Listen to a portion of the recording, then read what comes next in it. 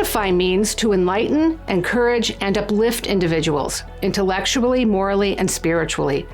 That's exactly what our EDIFY Podcast guests do, as they share practical wisdom on living our faith in public. I'm Mary Fiorito. Thank you for joining us today. Welcome to the EDIFY Podcast. Our guest today is Peter Rex, CEO of Rex. Welcome, Peter. Thanks for being here. Great to be here, Mary. You have fairly recently moved your company to Texas, and you were in California prior to that? West Coast, we had San Francisco and Seattle. Okay, and I live in Illinois, and we have many businesses who are fleeing mostly to Florida. What really precipitated your move to Texas, and was it a good decision for your company? Yeah, so it's turned out to be a great decision. Quick anecdote was just actually the other day, it was sometime in the last few days. For whatever reason, I've loved every place I've been really in some way or another, Right. And I remember reflecting, nostalgia on San Francisco. And I told my wife, what do you like better? I said, San Francisco or Austin. And she just looked at me like I'm crazy and she started laughing. She's like, is this a joke? Oh, wow, and I was really? like, why? And she's like, Austin, obviously. So I was like, well, yeah, I guess so. Because, there's a lot of crazy stuff in San Francisco going on, right? Especially for a woman, walking around the street with some people that accost you randomly. But yes. So it's been a happy wife, happy life, So it's been a great move. She's that's enjoyed very it. affirming. And a lot of other spouses have also loved it in our company, and it's been a good move across the board. But to answer part of your question also was what motivated us to make that move. We're a technology company. Right. We also have an investment side to us as well. And the West Coast is particularly attractive to be in. And within the West Coast, it's really two hot button areas for technology. It's San Francisco, Silicon Valley really, right, of course. And Seattle. Those are the two best areas for tech. And there's a large concentration of talent in these areas. So that's what brought us there originally. So I had offices in both spots, and we were building out, with a long-term view. But I hadn't been noticing along the way as I was building, bad signs. It says, because talking here to a lot of Catholics, so I can use stuff from the gospel. But it says you see the portents, but you don't pay attention. These people are blind. Can't you read the sign of the times? Yeah, they see the signs coming, and I said, man, am I like one of these people? Like, can I not see the signs here of the rotting happening of the culture?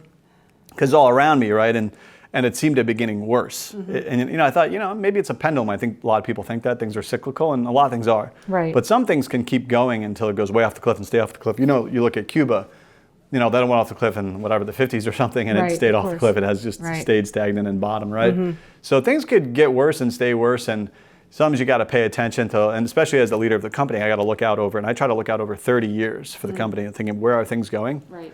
So when I looked at it, I started noticing these undercurrents, and they're pretty strong that we were fighting against, cultural undercurrents. So do you mean in terms of how it's impacting your workers and their families and your own family? Yeah, and I mean longer threaded things. Okay. Things that don't impact you today and tomorrow. Right. And maybe the next week or month, but things that affect you and your families and your employees over the course of years, a year, 2 years, 3 years.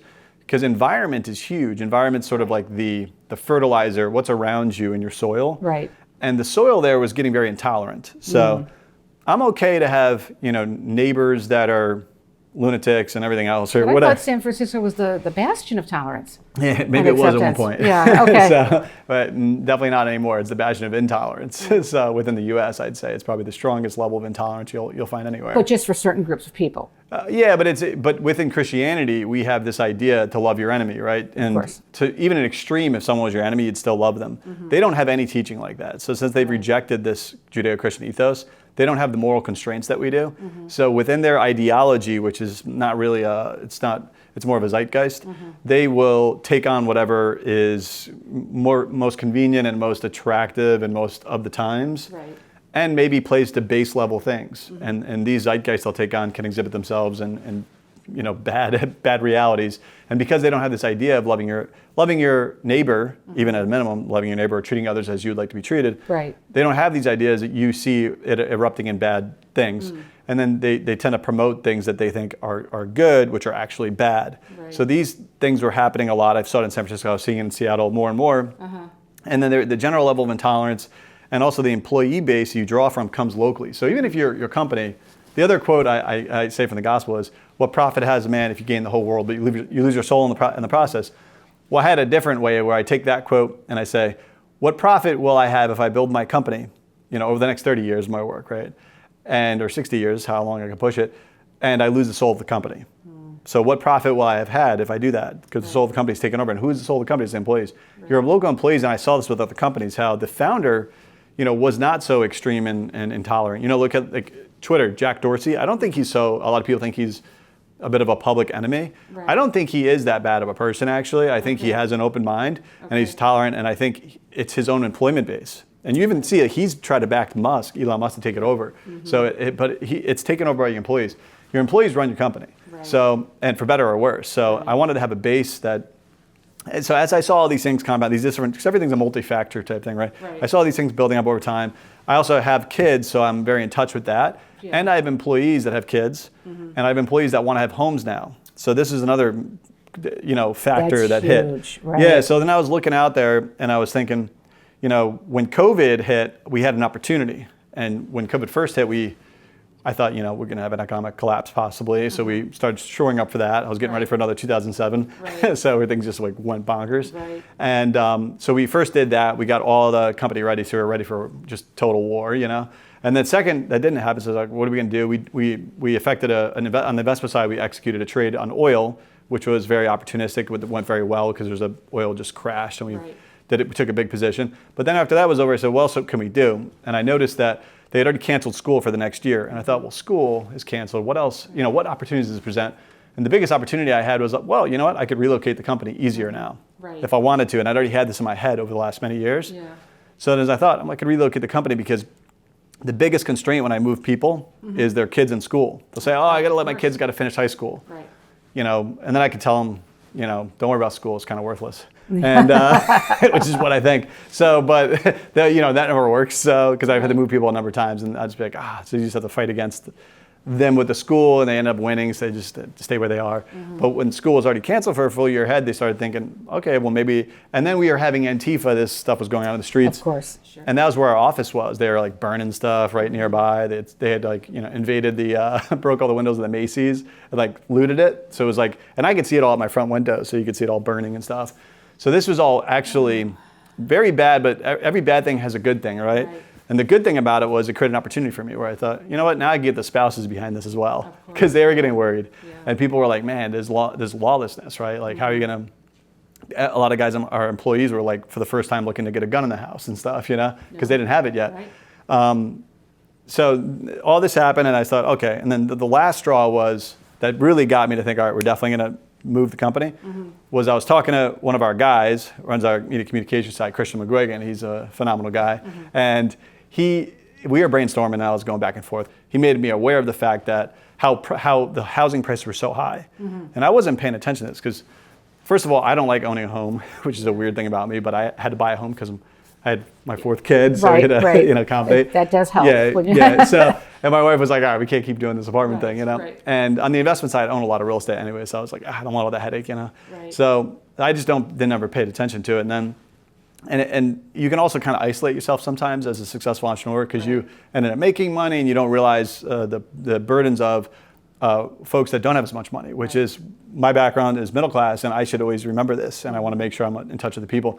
But he mentioned the price of housing. I said, well, what is the price of housing? I look it up as we're talking on Zillow or whatever, and I'm like, what the heck is crazy? Yeah, no, it was it's insane. It was like $2-3 million bucks just for a normal for a garage. Family. Yeah. So it's bad. Yeah, so I was like, man, so how would, certain people in our company be able to buy a house? He said, well, such and such person, their family is just foregone. They just know they're not going to get a house ever. Right. And I said, and that's very important for these folks, because I'm different in that I would rather not have a home, but most people do want to have a home. Right.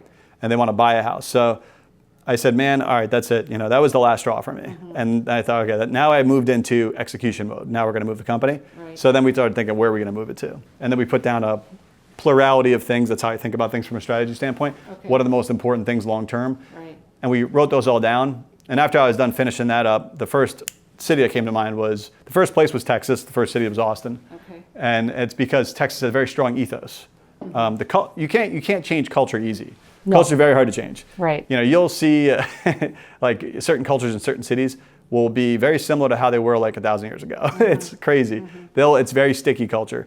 So the culture of Texas is very strong, and it's got a lot of the values that I have, which I'd summarize them as faith, family, freedom. So in that order of priority, they focus on these things, and they very much hold them dear. So I thought, that's a good environment, and I also thought Austin's a good spot. I thought it was going to blow up long term, and it had good feeder systems for talent. Yeah. So that ended up being the number one that came to my mind right away from intuition. But we did the research on it I put that aside, my intuition, and did all the research using the data, and Austin came out number one anyways. What's the Catholic community like in Austin? In Texas, there's not as many Catholics as you'd think, but then again, you got to remember, there are a lot of Mexicans, and Mexicans are Catholics. Oh, of course. So sure. there's more and more every day, right? Okay. And it's getting bigger and bigger. Right. So. Well, one of the things I've been very impressed with by Texas is their Alternatives to Abortion Act, the A2A Act, where the Texas state government has put close to $100 million into alternatives to abortion. Very successful program.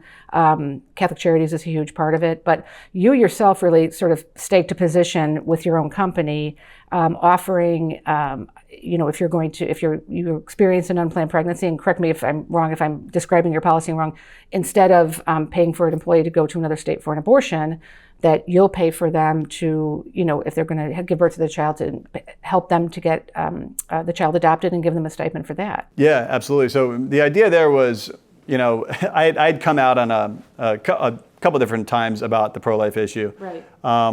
As a leader in tech. And the reason why I did it initially was, this is before the overturning of Roe versus Wade, but what happened before was a lot of they had the heartbeat bill that hit in Texas. Right. So I was focused on business, doing my thing. We're building like crazy, right?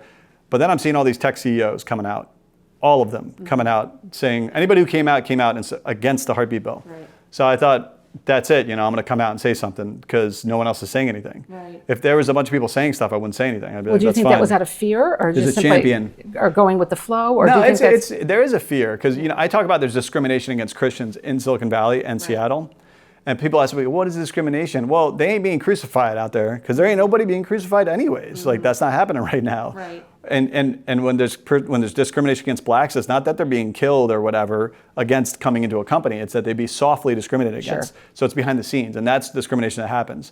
And generally, there's a suppression against Christian values.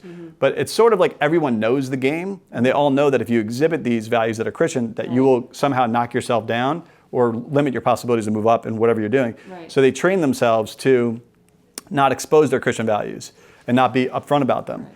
So sort of I think that's part of it. Yeah, and then there's the capital problem, right? Like, they have their own board. So a CEO, even if they agreed with me, would probably be afraid of getting removed for saying something that would be against what the board thinks would be, you can say. Right. Now, I don't have a board, so I've never had a board. I am the board. So and I've been financing everything. And additionally, I would never agree to an investor that would be able to muzzle me or be able to kick me out for something like this, because they could take their capital and shove it somewhere. Right. Because I'm not going to be a slave to money. No. And so that's my mentality. So then when we fast forward, Roe versus Wade gets overturned, I thought, man, I was really pumped about this, right? At Ave Maria, when I was a student there, because I told you I started in community college, I transferred to Ave Maria College. I started the Students for Life there. Oh, terrific. And we were really aggressive, actually. With the Students for Life there, we actually got in a Planned Parenthood there, tried to bully us around, which is very typical. They always try to bully. Oh, yeah, very and then much they try to threaten lawsuits and different stuff. And we were just peacefully praying. And I said, we're going to keep doing it. And we ended up getting a lawsuit with them, pretty big lawsuit, which we won. It just took years. But we knew I knew we were going to win, so I wasn't going to back down. That was when I was like 18, 19. But so I've been very pro-life since when I was 15 or 16, I saw a video of a baby in the womb being aborted. And I was like, boom, that was it. I was like, that's killing a human being. It's so obvious. Yep. And it's a similar experience to what I had when I was in Auschwitz. When I came out of Auschwitz, I thought, man, if I was in Auschwitz, and when you're there, when you see all this, you're very moved. I walked out and thought, man, if I was alive and I was in this time period, there's no way I would just go down swinging. I'm going to stand up and say something. So similarly, now Roe versus Wade's overturned. I said, okay, I'm not going to gloat about victory. So I didn't say anything for a while. I was quiet. But we are celebrating behind the scenes. Yes, it was no time to spike the football publicly, right? Yeah, because there was already a lot of turmoil and division and, and hysteria. Yeah, so a wonderful moment, sort of like a Dred Scott decision getting overthrown. Of course, it's once in a lifetime kind of case. Amazing. Yep. And then, but what ended up happening is all these tech CEOs start coming out to fund abortions. And then I was like, man, what is going on here? And I don't want, when you're young, sometimes you look for leadership. Right. I used to as well. You just naturally do it. You look to find out, well, what do I think about this? So you start thinking, what do people think? Yeah. Then entrepreneurs have a big leadership role in society, right? And young people look up to them because they, a little more like cowboyish and stuff. Like they make moves and, maybe not all as psychotic as I am, but some are close. And but they have huge followings. They're making moves, right. They're making a lot of money, they're doing stuff that's interesting. So people follow them and respect them. Right. And then there's nobody saying anything. Yeah. So again, it was 250, one of our guys in our company looked at this up for me, came out, in favor of, trying to pay for abortions, paying to kill. Right. And I thought, man, similarly like that thought when I walked out of Auschwitz, I would say something. I'm not going to back down. So I thought, man, I'm going to say something. And that decision I had in the morning that I was going to go do that, and I sent some ideas on positions we could take on this. And my thought was to pay for adoption. Right. Pay to save the life rather than pay to kill it. So just take the life stance, go against the culture of death. So take the opposite. So that was the idea I had, was that. And I thought, okay, this could be a good leadership role model, not only for people looking on, but also for other CEOs to step up as well. And the more that step up, the more it becomes acceptable that we're going to do this. Right. And we are on the team that's going to win. Because, you look at, I mentioned, Joan of Arc sometimes. That was one woman. She was like 15, 16. Right. And it was like 0 odds. They weren't going to win, right? Came out and said yes and decided to step up and turn the course of history. One person, because he had the guts to stand up. So I think when I look at that, I said, even if I am the only person that says something right now, it's gonna turn things around a little bit. At least it will get the voice out there. So that was the idea behind why we did it. Yeah, and I think it allows women to see that, no, here is somebody who, if I'm faced with a crisis pregnancy, our hope is to remove the crisis, not to remove the child. That, the pregnancy is sort of a temporary problem. You remove that problem, and it allows the woman to choose freely and make that gift of life for her child. And so I was so grateful to see it. It was very interesting that Amazon, the very same week they were sued for pregnancy discrimination, they offered the $4,000 benefit to travel to any state in the country if you lived in a state where abortion was restricted. Yeah. So of course it's more financially beneficial.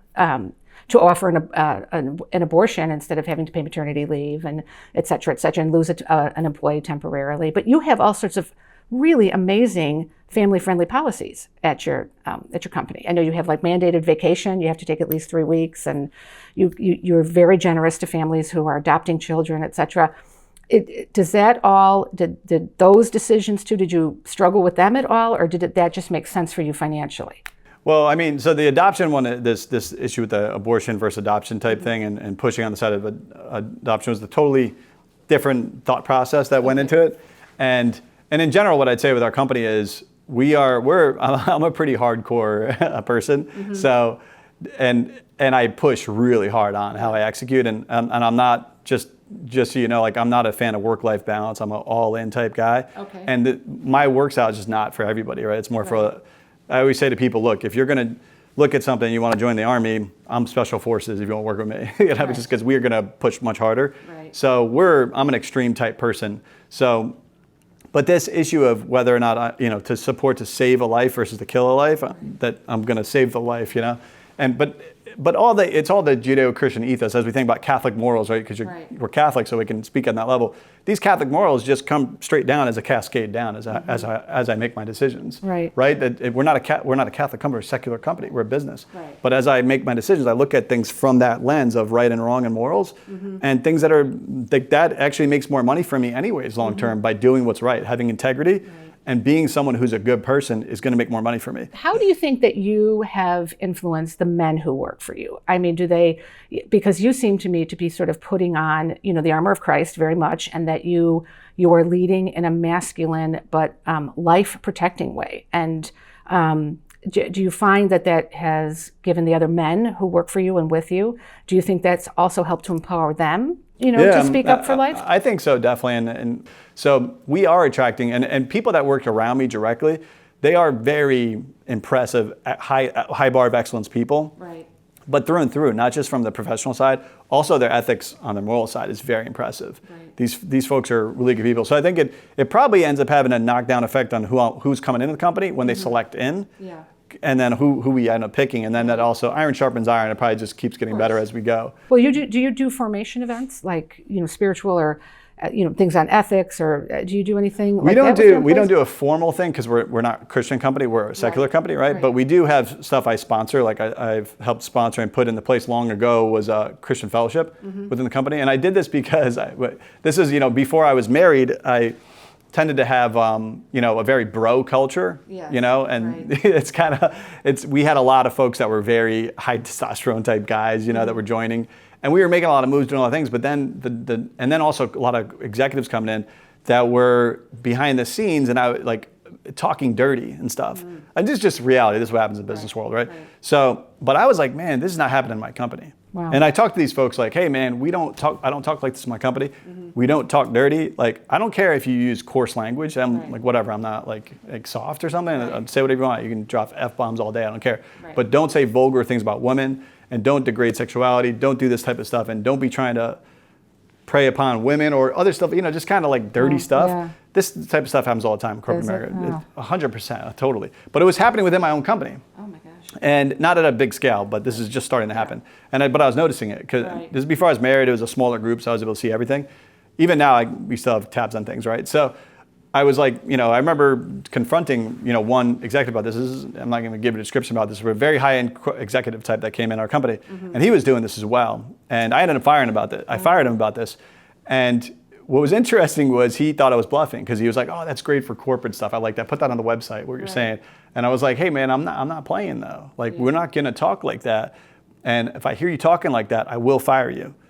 And also, it's going to be like you're out, and like we're not friends anymore." So anyways, and he thought this is not going to happen because he's this high-end executive. Who am I? At the time, I was just younger in my career. He probably didn't think I would have the guts to do it. So he kept doing stuff, and then within weeks of him joining, I just fired him, and he was shocked. And then I was like, "Boom, you're out." But it sent a signal to everybody that I'm not playing, and I don't care how important you are.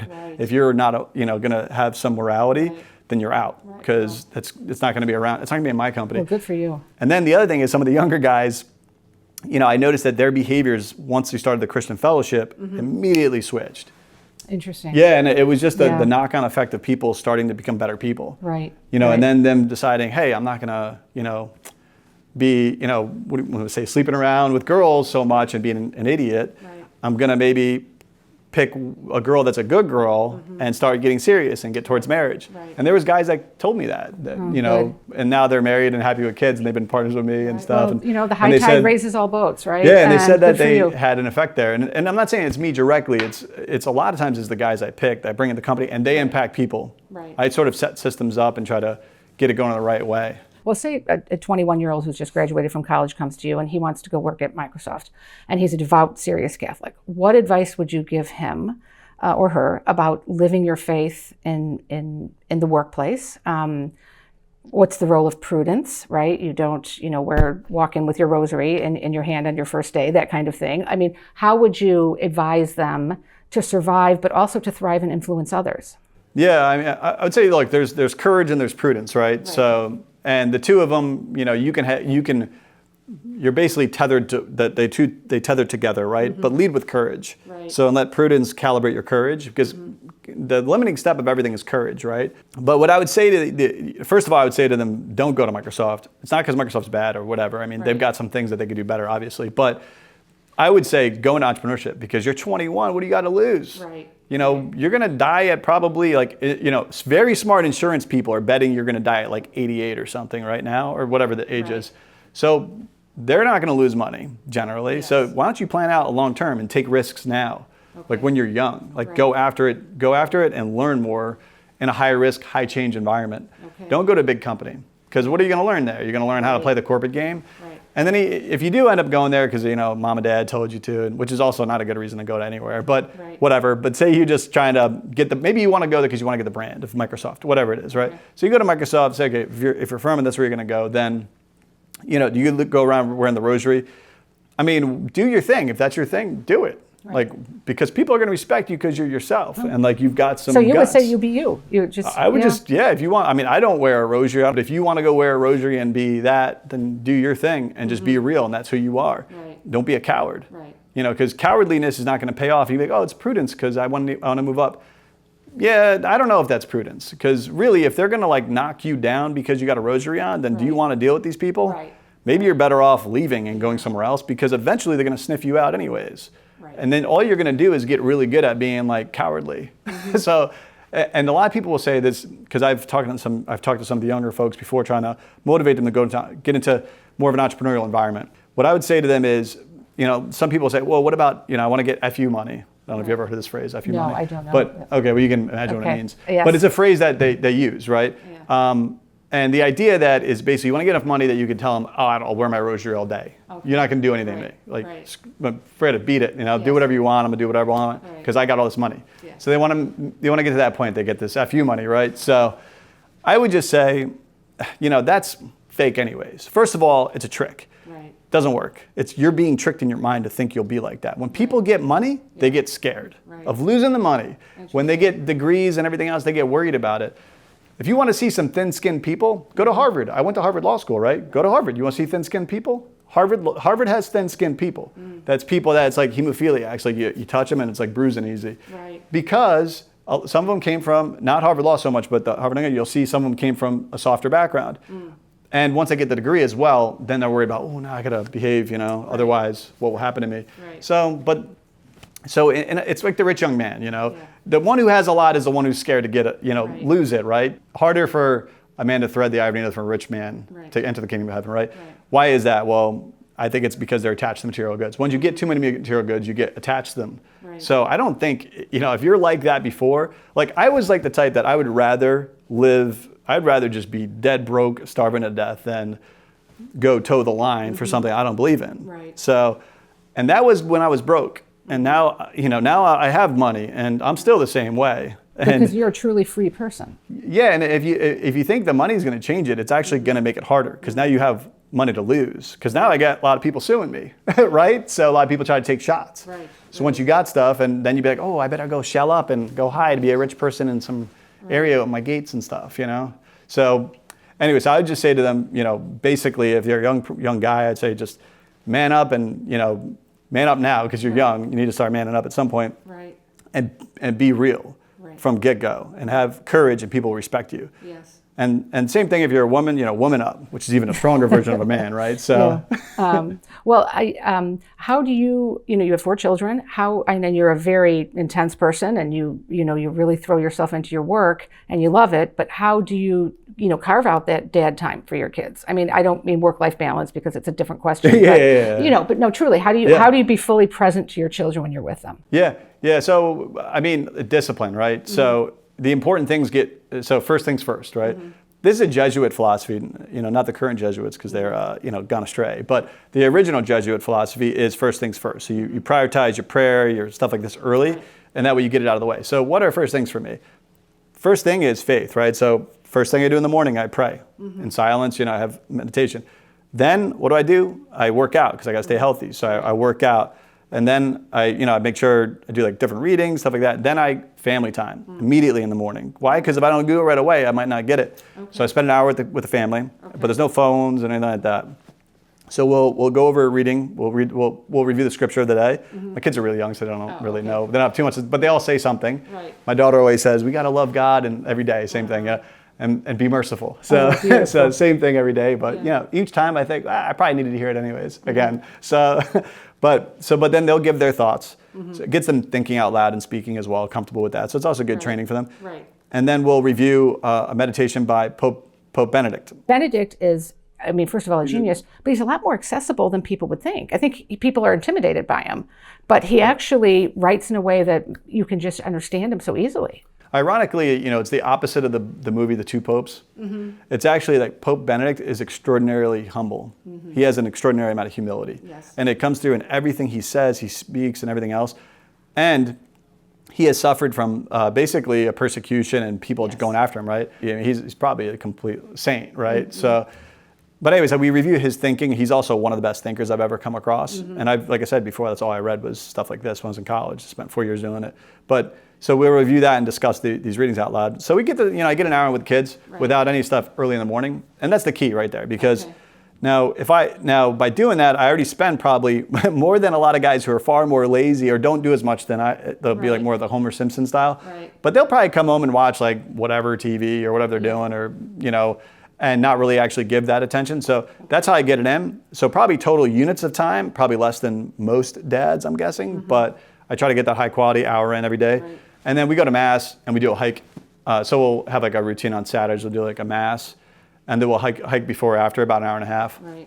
And then we'll hit like a barbecue place up and stuff. Oh, So we'll get a good like fantastic. 3 hours like that in. So I'll build around certain things. I do a date night every week with my wife. Terrific. So we keep that That's routine great. going. Yeah, marriage insurance, right? Yeah, she needs me. I'm just kidding. Well, do you? Your children are young, so you probably haven't gotten the smartphone question yet. But would you plan to give them technology, or how will you introduce them to that? So I'm going to leverage technology as a tool to, and we haven't been using it too much because it's not that useful right now. So my kids, we focus on, what I focus on is areas they can learn best when they're kids. So they speak Spanish fluently. They speak, they're starting to learn Mandarin fairly well. Marvelous. Yeah, Wow. so they can get these languages down early. And then the other thing is imagination. They're very good at imagination when they're kids. So they do a lot of like Legos and art and stuff. But eventually, I'm going to be using certain technologies to help them to learn better. Okay. Like probably some of the virtual reality stuff when they're learning history, so they can virtually go to like Egypt and see some of it. So it becomes more easy to remember for them. Right. So we'll use the tools where they're, good. Now, as a communication device for them to stay in touch with like their cousins or something, like that's not going to happen. Yeah. Yeah, I mean, because also a lot of kids coming out of school, high schools and stuff, they don't have social skills. No. And part of it's that they're on these phones all day. Right. So they're going to school, but they're not even like interacting with folks. So, I think there's a social retardation of kids coming out of school. I'm not 100% on this, but I've definitely noticed some just weird inabilities to even laugh and make jokes and stuff with folks that are, somewhat from that generation. Yeah. So, and I think this will be corrected, by the way, because people see this problem. Right, and then COVID didn't help. I mean, you had so many teenagers isolated for such a long time, and then in masks, and so none of that contributed to social adaptation or anything. Yep. Yeah. So I think long story short, for my kids, I think probably use technology where I see it's going to bring an advantage, and then delete it where I think it's just not going to help. So, but not try to ignore it because it is helpful. It gains accessibility to things. So, like for example, my kids are able to watch movies, right? They can watch movies. They love watching movies. But they have to watch them in Spanish or Mandarin. And there's different times I'll allow for both. Spanish is because they speak Spanish fluent, so it's easier. Right. Mandarin not as well at the Mandarin side, but they want to watch it, it'll be in Mandarin, which they really want to watch it, it's in Mandarin. So then they have to get used to the Mandarin. That's fascinating. Yeah. Well, now's the time to teach them language, though. It's crazy watching my 7-year-old speak Mandarin. I'm like, whoa, yes, it's bonkers. I don't know anything he's saying. He's probably planning to overthrow me in the family house, Yeah. Well, how did you meet your wife? Now, my wife is the thing like where I definitely got lucky on. But what I did is it's the only way an entrepreneur should ever meet his wife is I just went up to her on the beach and said hello. Oh, wow. Okay. And then she said, she wasn't interested in talking with me. Oh. So, but I was Did that able make you more determined? Well, I just brought my towel over and put it next to her. So then she really didn't have a choice. Okay. So eventually she was like, well, what's up? So she was like, I can't talk. I'm on the phone or something like that. And I was like, oh, okay, that's fine. I understand what you're trying to do. So that's funny. But yeah, that's how I met her, and ended up being a lucky hit because she's great and she's super kind and patient. And it's a good opposite to me. I'm hyperactive, very sort of obsessive mind on something I'm working on and like really focused. And she's so the other side of things, so it's a good natural fit. So she was great, and her father and her parents are really good Christians as well. Yeah. I remember when I was visiting their family, the first time I visited, I was praying in the morning, and I guess her dad noticed that I'd be doing that. So, because I'd wake up early and do it. But then the next time I came, he noticed I wasn't doing it. And I was like on breaks, I was like, you know what, I'm going to do it. Maybe I'll do it later or whatever. So, but he's like, he wanted to talk to me, so he tells me, and they're from Puerto Rico. So I was in Puerto Rico. Oh, okay. So he's speaking Spanish to me. And I was like, so what's up? Asking him. He's telling me, well, I noticed in the morning that you used to pray. And I was like, yeah, you did notice that? Like, when did you notice that? Last time I was here? He's like, yeah. I was like, yeah, I was doing that. Yeah. He's like, yeah, I noticed that you're not doing that anymore. I was like, wow. Okay. And he's like, I think it would be good if you do that again. Oh, I was like, interesting. okay. Ouch. So it was a gentle, but firm way to say, hey, this is a good thing. Right. And he's a very spiritual person, so, and good. I respect him a lot. Yeah, so, that's so interesting. I said, all right, well, I'll take that. I appreciate that. Well, I saw one interview with you when you talk about the breastplate of St. Patrick, the prayer from the breastplate of St. Patrick. Is that your favorite prayer? Do you have, I know you mentioned the Jesuits and the Ignatius Loyola, how he set up the Society of Jesus to be, again, first things first. But what is it about the St. Patrick's breastplate that so inspired you? You mean the be thou my vision? Christ beside me, Christ before me, Christ to my right, Christ to my left. Well, that's, this, you could tell that this person who wrote this is someone who is extraordinarily courageous, and was going all in, right? Because you don't write a prayer like that unless you're in a lot of fear. So he was probably right. You mentioned that when he went to Ireland, he was afraid because it was a very, very violent culture. Yeah, the Irish, we still like to fight and stuff, right? Exactly. Don't we? Yep. So but yeah, things haven't really. I mean, they've changed. The Irish people have become Christianized, but we still have that harder edge to us, right? So.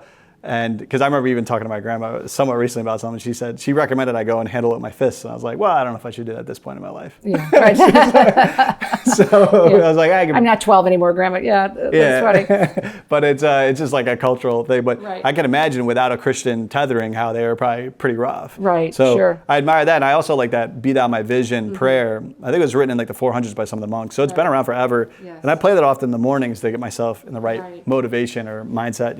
Right. And the idea there, as I see it, is the vision comes from Christ as I try to understand what should I do as an entrepreneur. Yes. And I try to create that. Yeah. And my ministry is through the entrepreneurship side, through business. Right. So that's where I'm going to have my impact. That's where my vocation is. So that's where I try to do it through, Your path to sainthood is through your vocation. Well, just as we wrap up, two fun questions. What's the most important statistic you know, and how does it impact society? Yeah, well, before I answer that, we also just on the Jesuit thing, so I want to make sure. Yeah, sure. I have Jesuits please. I do admire, like Father Bill Watson and these Sure. other. Father Bill Watson has been a good influence on me. He's in Seattle area and he runs. Did you know Father Paul Mankowski? Are you familiar with him? I asked him once why he joined the Jesuits because he was very conservative. He said no, because I looked through history and I saw where the big battles were. The Jesuits went first. Yeah. Like, you think about French Canada and, the Jesuit missionaries who went there into just a horrible situation. Yeah, Father Fessio's a great Father person. Fessio, sure, of course. He baptized one of my sons. So I have Jesuits I really admire. Father Shaw from Georgetown, he's passed away, but an amazing person. So I just want to make sure I didn't take it the wrong way. Calibrating it correctly is that there's amazing heroic Jesuits. Yes. But they're just 1 out of 20. Right. And I just call it like it is. Right. But on the stat that I think is that you mentioned there to pivot to the question is what's an important stat that I keep in mind? First of all, you will die, right? Right. And there's some people saying how you're going to live forever, and these are like kind of. That's 100% thing. I think that you're going to die. It's 100 and there's a limit to how much you can live, and from my own research, there's about 120 would be the max you can push as a human being. Okay. And there's different reasons on limitations for the human being why that's the case, but let's just say you could push to the limit of 120. Right. But generally, if you're in America, you're probably going to pass around in your 80s or so. But I'd say plan accordingly. Mm-hmm. So, in other words, you can take long-range plans now. So you can have a long-range plan. Right. And you could do a lot of things that wouldn't make sense otherwise. So, like I did a CPA and did a law degree, which I don't practice law and I never practice accounting ever. Mm-hmm. So, but I do leverage the skill set and knowledge that I have, right? So I also have when undergrad I did all philosophy and political philosophy, theology, literature, everything. Like I read all of Shakespeare and everything. Aristotle, I read like probably all of it, Plato, all this stuff, right? So building your body of knowledge when you're young, your college, whatever, even high school, is a good idea. Literature, right. Building all this reservoir of knowledge you can draw from it later. And I'm sure it comes out in different areas as I think about things and as it can influence culture as well within your own companies as you build stuff and in your own families. But you can take a long-range plan as you think out there, but it's also definitive, like you will die. So also make decisions that are smarter. Right. Like don't waste time. Like you're actually, time is a gift, it's a zero-sum time. Right. Time is not something you can get more of. So you're either gonna like use it for good and have an impact to serve other people. And to me, that's a binary in life. Either you're gonna serve people or you're not gonna serve. Right. So like, are you gonna serve or not? And if with each minute you can serve, right? But I think that binary is choose to serve in every minute you can with whatever your situation is, you can serve. or you can not serve. But if you think about it, I was talking to this one of the guys who's chief of staff for me, and I went over some mission stuff with him, and I just mentioned in passing, I said, listen, it's more important that we be broke and have served, than that we have a lot of money and haven't served. Right. Like, which one do you want? So just when you lay out extreme cases, you can get the brain clear, right? Mm-hmm. So much more important that you be broke and you serve than you have a lot of money and haven't. Right. But the reality is in entrepreneurship, by serving, you will get more money anyways. Mm-hmm. But we need to go make sure that what we're doing does actually serve. So anyway, so the stat I'd say is it sounds a little morbid, but it's also like, what are you fighting for? Eternal glory as Catholics, right? So you try to serve people here, but you're serving the greater person of all, the Trinity, God, right? Yeah. So you're serving God ultimately in what you're doing, and you're looking for eternal money.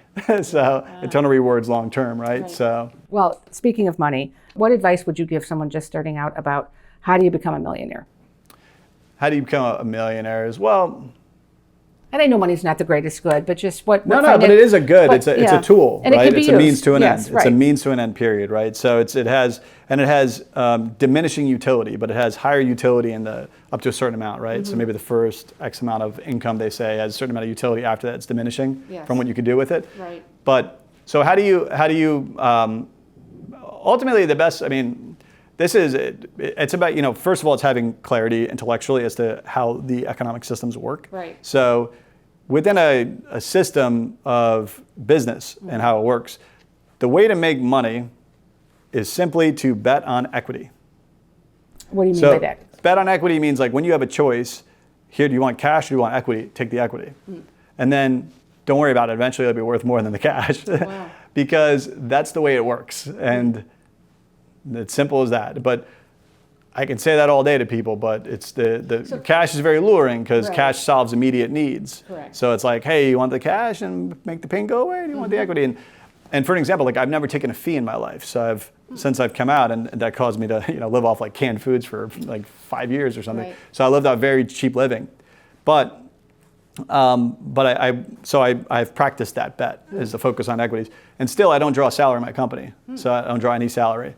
And even if we take millions of dollars in investments on different things, I don't draw a fee off that. Myself, I never draw a salary. So I only get upside on the equity, which by the way aligns me better with investors. So, and why is that? Because from the gospel, where your treasure is, there your heart shall be as well, right? So if my treasure is only going to be aligned with investors because I only have the equity upside. Right. So both it's better pragmatically, it'll keep you focused, but also from how to earn wealth, it also works better. Right. And how to allocate capital. If by chance someone has money, they I don't know if they grew up money somehow or whatever, their parents had money, then the best thing to do is allocate it to equities, which means ownership side of things rather than the debt. So you're really self-taught. Yeah, I mean, I have people that have been helpful to me along the way, the mentors and stuff. Right, of course. God puts people in our path. Yeah. But I use the interlibrary loan system in New York. So I get all the library loan systems, like pull all the books and they mail them all in. And then the librarians got so mad though because I was getting so many books. So I'd get like 4 libraries I'd use, and I'd collect books and I just basically slam through them all day. Oh my gosh. But if you used to read Aristotle, you can read any business book in like a second. It's easy. It's like really, nothing. It's like People magazine. It's like butter. You're like used to cutting metal and you're like, what is this? It's nothing. That's very good. Well, listen, Peter X, thank you for edifying us. Yeah, Mary, thank you very much. I appreciate it. What a pleasure it was to speak with you and meet you in person. Thank you for everything you've done. And again, thank you for that personal witness for the unborn. That was a really courageous thing to do. You guys do more than I do. You're every day doing it, witnessing and stuff. So keep it up. Well, everyone does their little part, right? So God puts us all in different places so we can all be a gift to others. But thank you. You're a great gift. Yeah, thank you. We're really grateful. Appreciate it. Thank you for listening. To make it easier for you to listen to future EDIFY Podcast episodes, please make sure you subscribe over at Apple Podcasts, Spotify, or wherever you listen to your favorite podcasts. Thank you.